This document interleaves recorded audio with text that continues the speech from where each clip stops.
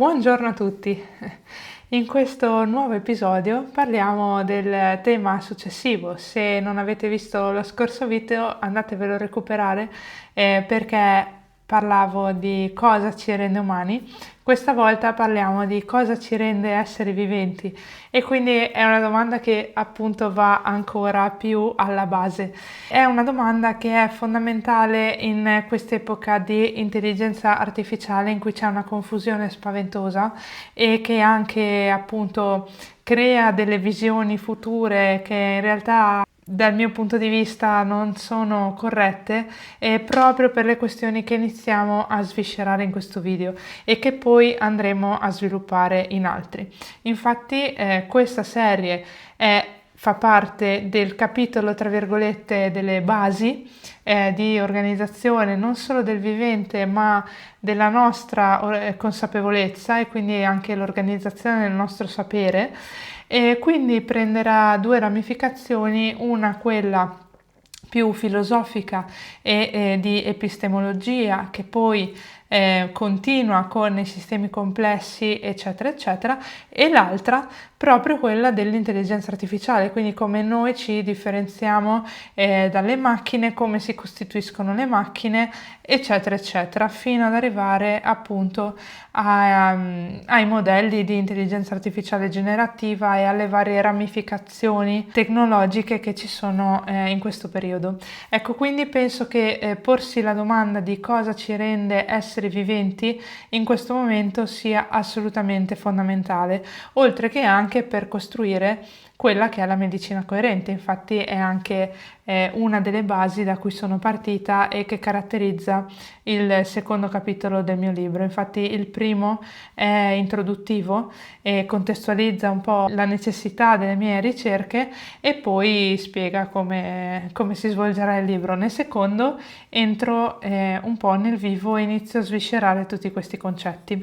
Ecco, quindi cosa ci rende esseri viventi e cos'è un essere vivente? Questa domanda si è evoluta lungo migliaia e le ultime centinaia di anni, comprese le risposte a questa domanda che sono cambiate nel tempo, e questo non solo perché è un tema centrale, non solo perché è un tema multidisciplinare, ma anche perché ci sono degli organismi o dei microorganismi che in realtà sfidano un po' i confini tra la vita e la non vita.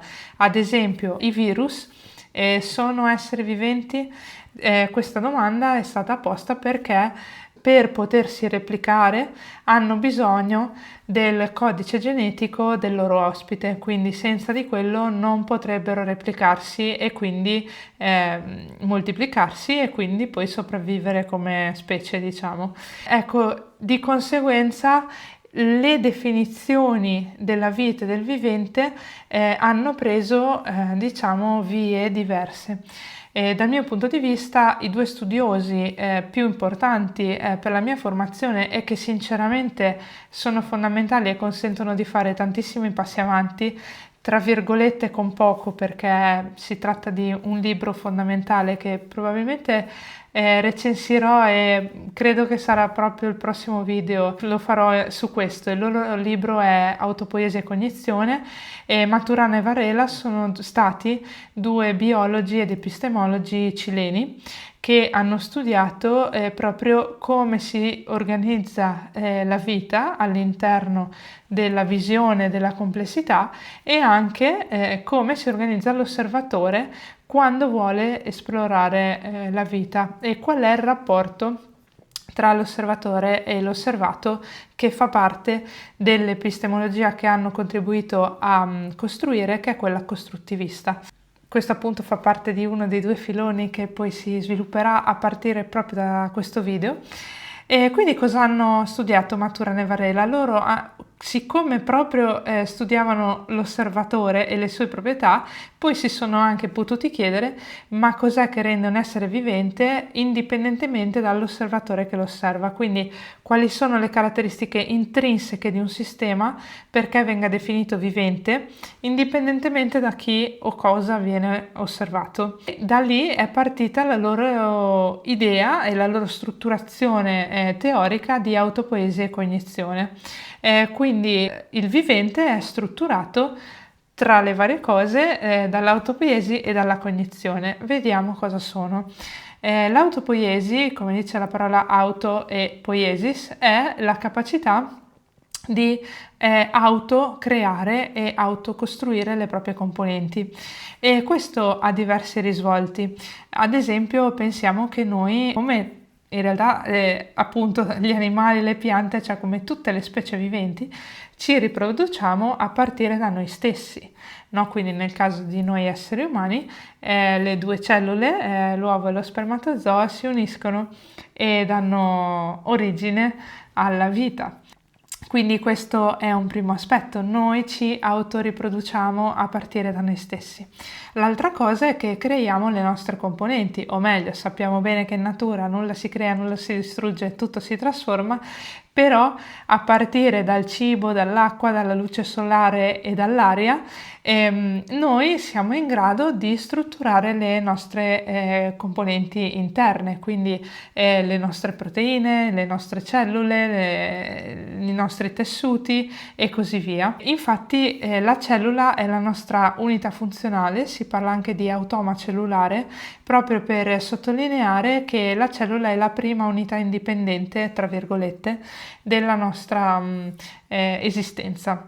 E infatti ci sono anche gli organismi unicellulari, ma anche all'interno degli organismi pluricellulari la cellula è la prima unità, che poi è immersa nel suo ambiente, e vediamo tra poco il ruolo dell'ambiente in tutto questo.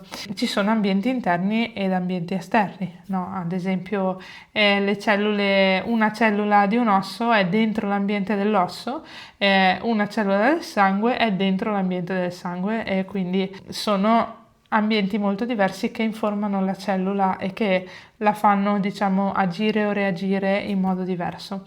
A parte questa parentesi, un'altra componente fondamentale dell'autopoiesi è l'autoriparazione. Quindi, ad esempio, quando ci tagliamo, quando un muscolo si strappa, noi ripariamo il tessuto. In alcuni casi la riparazione è completa, come ad esempio nel caso di un taglio superficiale.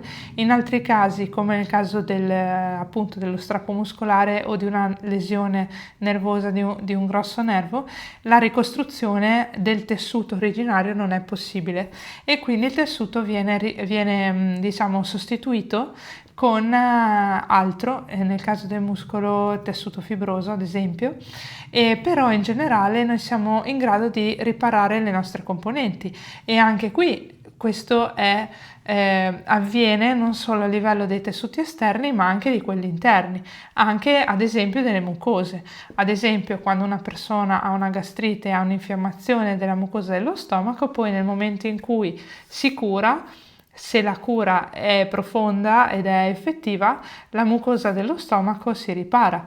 Oppure, molto più banalmente, quando ci scottiamo il palato o la lingua perché mangiamo i tortellini in brodo, dopo qualche giorno torna tutto come prima.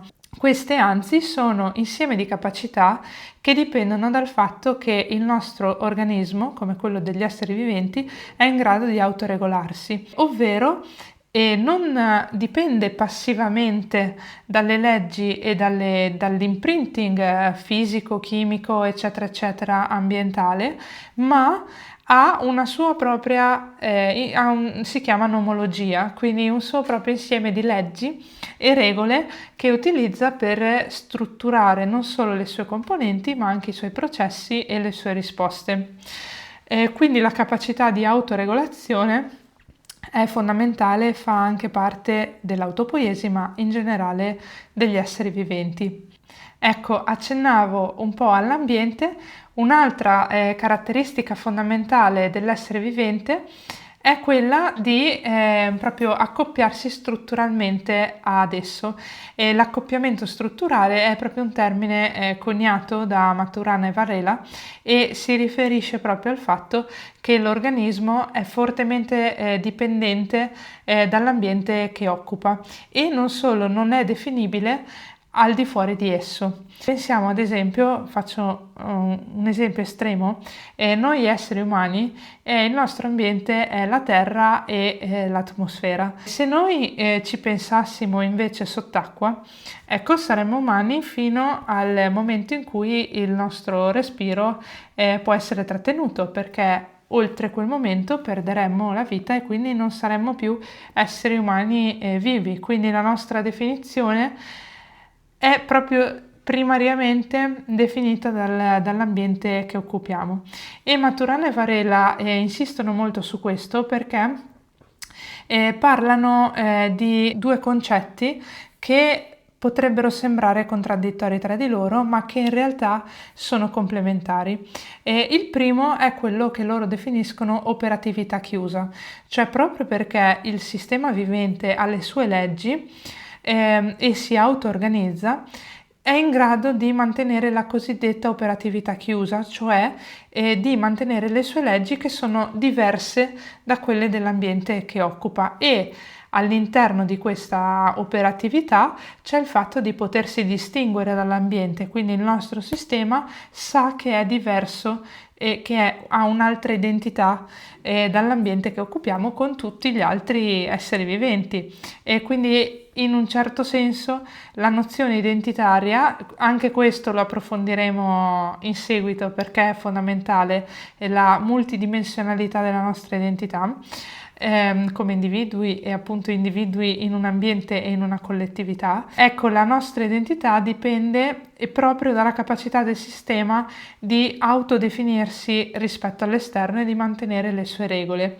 E se noi pensiamo a questo, realizziamo anche che noi come esseri viventi, appunto un po' come dicevo prima, non subiamo passivamente ad esempio la temperatura eccetera eccetera, ma reagiamo attivamente. Cosa significa? Che siamo in grado di conoscere le informazioni ambientali. Il sistema si deforma, loro parlano di questo, quindi è in grado di modificare in un certo senso la sua forma e struttura in base alle informazioni e ai flussi informativi che riceve di materia, energia eccetera eccetera, e dopodiché è in grado di strutturare una risposta, la quale risposta è attiva e dipende strettamente dalle sue regole, che appunto sono diverse da quelle dell'ambiente. Nel momento in cui l'essere vivente subisce le informazioni senza più reagire, è lì che si parla di morte, cioè non è più vivo l'essere vivente. Si parla in quel caso di un altro tipo di strutturazione e anche di termodinamica. Senza entrare in fattori appunto termodinamici e fisici che complicherebbero ancora la questione, a questa operatività chiusa cosa si abbina? Si abbina appunto la stretta dipendenza dall'ambiente. E allora uno dice: ma com'è possibile che noi siamo così dipendenti dall'ambiente da non poterci definire senza esso e al tempo stesso siamo operativamente chiusi? Questo avviene proprio perché per la nozione di interdipendenza, no? Quindi noi siamo noi stessi, ma nel momento in cui ci rapportiamo all'ambiente siamo interdipendenti con esso, e quindi lui ci fornisce appunto materia, energia eccetera, e noi anche, in uno scambio, in un flusso continuo. Quindi credo che questo sia veramente fondamentale, che ci dia tantissimi spunti di riflessione. A tal proposito, se avete qualche idea in merito, potete scriverla qui sotto, ditemi anche cosa ne pensate su questo. Ecco, quindi questo per quanto riguarda l'autopoiesi. Poi c'è tutto il capitolo della cognizione, perché proprio spontaneamente, se noi pensiamo alla cognizione, ci viene in mente la nostra sfera cognitiva, e quindi la cognizione che dipende dalla nostra corteccia cerebrale e quindi dal nostro sistema nervoso centrale. Maturana e Varela parlano di cognizione in due termini. Il primo aspetto è proprio quello di un sistema cognitivo, cioè ogni essere vivente, compresi gli organismi unicellulari, ha una sua cognizione che è data dal fatto proprio di avere i processi, in un certo senso gli algoritmi, di reazione e di sopravvivenza, riproduzione e automantenimento di sé e della specie. Per Maturana e Varela la cognizione è proprio quella che in realtà ho appena spiegato, cioè proprio la capacità di conoscere, deformarsi e reagire in modo articolato, non lineare e auto-organizzato. Quindi la cognizione è questa, quindi in un certo senso anche il rene ha cognizione nel momento in cui, a seconda di come è concentrata o meno la nostra acqua, tra virgolette, e da quali soluti sono presenti, da quali tossine eventualmente sono ancora presenti, da quali metaboliti ci sono, adopera tutto l'insieme di processi per filtrarla proprio nel modo giusto e come serve in quel momento lì. Lo stesso si può dire per qualsiasi nostro organo o sistema, lo stesso si può dire per un batterio che a seconda di quanto zucchero c'è, di quanta densità di altri batteri come lui c'è, di quali altre specie sono di fianco a lui, eccetera, eccetera, adotterà tutta una serie di meccanismi. Lo stesso vale per le piante e così via. Io ritengo che questa definizione sia veramente illuminante e che anche consenta di definire ancora meglio invece cos'è la coscienza, perché la coscienza è uno step ulteriore di cognizione. Infatti Maturana e Varela stessi parlano poi di cognizione anche per come la conosciamo noi, quindi in ambito di cognitività, no? Quindi la cognizione in senso lato è la capacità del sistema di conoscere, del formarsi e reagire.